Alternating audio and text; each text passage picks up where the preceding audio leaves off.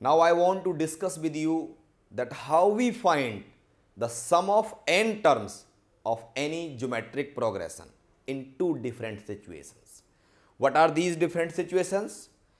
When we write, we see, we observe any geometric progression, it can be of two types. It may be increasing or it may be a decreasing. So first of all, I am writing a general geometric progression. What is that? As you are aware, AR, AR square, AR cube and so on. If it is a finite geometric progression, then its last term, nth term will be A into R raised to the power n minus 1. Now a question that what is the formula to obtain the sum of all n geometric terms? Suppose I am saying it is Sn. Sn is equals to sum of all these, that is the series AR square, AR cube plus dot dot dot plus A into Rn minus 1. Sn become AR square, AR cube plus dot dot dot plus Arn minus 1. This is the sum of a geometric progression.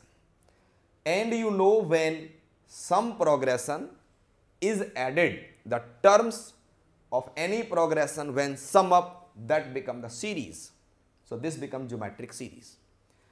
I am telling you the method how to find the sum of all these n terms. Here it is R raised to the power 1. Till this step there are 2 terms. Till this step 3, till this step 4 and n minus 1. So number of terms till this step is n. If we multiply it by R, this become R into Sn. Multiply both sides by R. So left side become R into Sn, and when A multiplied with R will become AR. I am writing AR here, extending one step forward. When this multiplied, this become AR square. When this multiplied, become AR cube plus dot dot dot. Term before it, that is the second last term, was Arn minus 2, as the last term is Arn minus 1. So the term before it must has to Arn minus 2. When that will multiplied by R, will give us Arn minus 1. But when this last term will multiplied by R, this will give us Arn. This gives us A into R raised to the power n. And if I ask you to subtract, this is 1 Sn, this is R Sn. This become 1 minus R times of Sn in the left side. And we will notice positive negative equal terms will remain to cancel. Only first term A and the last term unmatched minus Arn will left. So answer of Sn become A is common 1 minus R raised to the power n divided by 1 minus R. So this sum of n terms is obtained.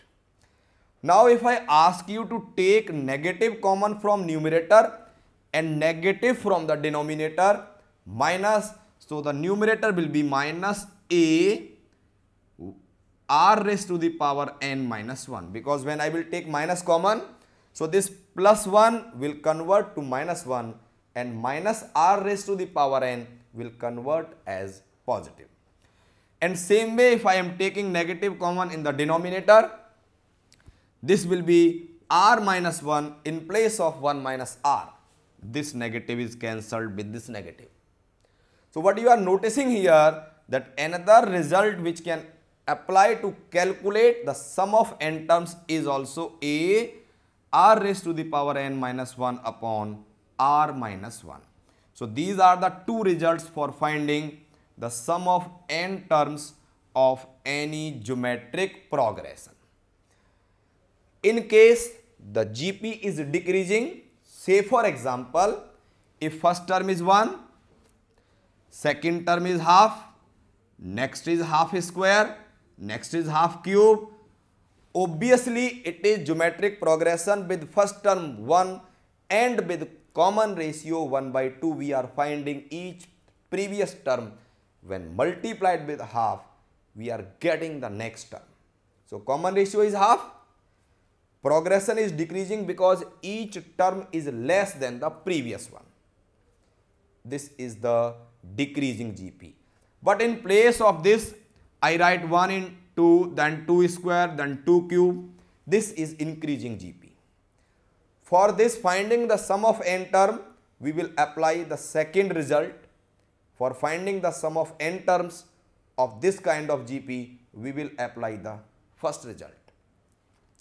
Now the question is, if there are infinite terms in any decreasing GP, what will be the formula for finding the sum of infinite terms? The result is A upon 1 minus R.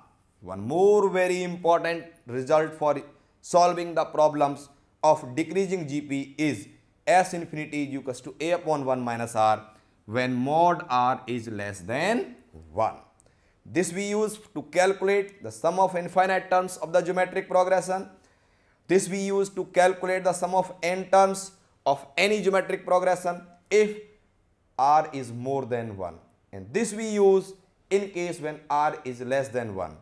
So, these are the results required to calculate the sum of n terms and sum of infinite terms of any geometric progression.